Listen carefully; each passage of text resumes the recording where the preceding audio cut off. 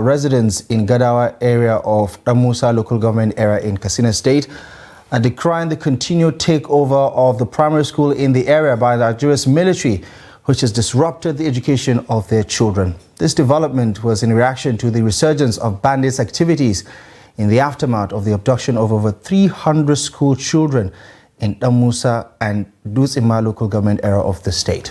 The report. Gadawa village, situated along the Dutsinma Kankara road, became a perfect location for the military camp, with Gadawa Primary School taken over as a ready-made infrastructure for the unit. The school, according to locals, had about 370 pupils from Gadawa and neighbouring villages. However, with the military takeover of the facility, many pupils were forced out of school.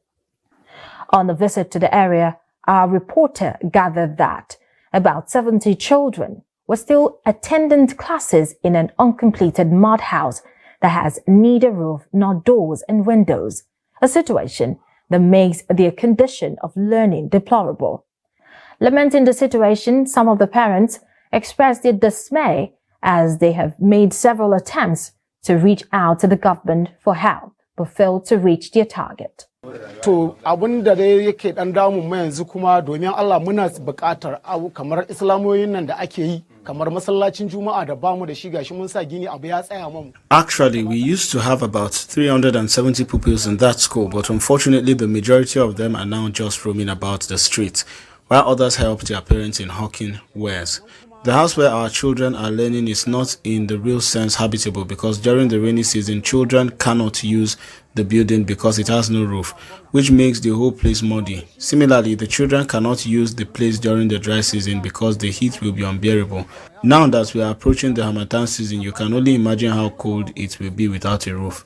The future of this community is bleak as the vast majority of its children cannot obtain a good education. We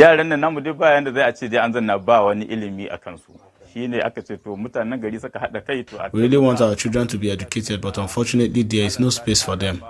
It is about 3 years now since the takeover following the insecurity that bedeviled our area. We woke up one day only to see that the army had taken over the school and converted it into their camp.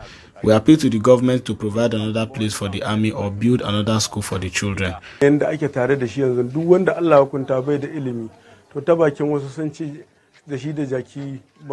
We have children from Gadawa here, known as Sabon Garin Dan Adi.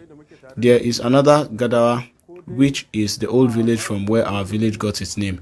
Most of them now, especially the Fulani children, have now dropped out. I am appealing to the government to help our children because without education, some of them will grow into miscreants that will in turn harm the society.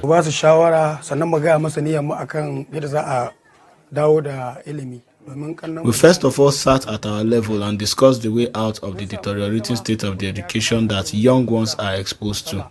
We then took the matter to the elders of our community and together we decided to take the matter to the Danmusa local education authorities after consulting the teachers of the affected schools. But unfortunately, after several attempts, we couldn't get our complaints through.